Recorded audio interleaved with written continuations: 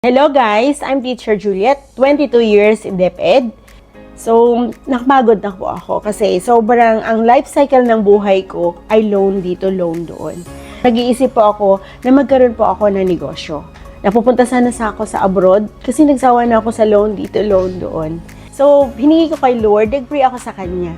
Nakita ko lang yung friend ko sa Facebook na mayroon silang programa, Tatak Invictus Program for Success. Okay, so 1.5 month, ginawa ko po ito. Nagkaroon po ako ng sasakyan, brand new car, at almost 500,000 na po ang nakinita ko dito.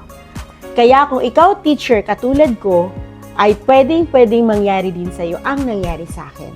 Pero magkaroon po tayo ng pag-asa na makatulong sa ibang tao at sa pamilya natin. Huwag kang matakot sububok kasi sa buhay, hindi mo malalaman pag hindi mo sinubukan.